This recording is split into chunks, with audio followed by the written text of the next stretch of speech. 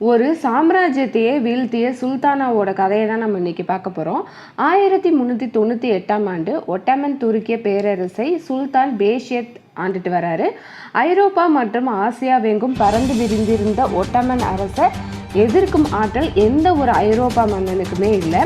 கப்பம் செலுத்தியும் சமாதானம் ஒப்பந்தம் போட்டு தான் அவங்களோட நாட்டை காப்பாற்றிட்டு வர்றாங்க.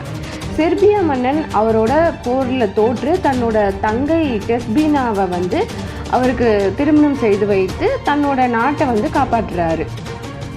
தேசியத்தை வீழ்த்தும் சக்தி படைத்த மன்னன் கிழக்கே உஸ்பெகிஸ்தானில் தான் இருக்கிறாரு. அவர் தான் திமூர். திமூரை ஒரு குறுநில மன்னனாகவும் கொள்ளைக்காரனாகவும் தான் இந்த பேஷியத் பார்க்குறாரு. அதனால் திமூருக்கு போதிய மரியாதை கொடுத்து கடிதம்லாம் எதுவுமே எழுதாமல் இருக்கிறாரு. இப்போ கோபம் அடைந்த திமூர் படையெடுத்துட்டு வர்றாரு. ஒரு நாள் மட்டுமே நீடித்த இந்த போரில் பேஷியத்தின் படை அதிர்ச்சிகரமாக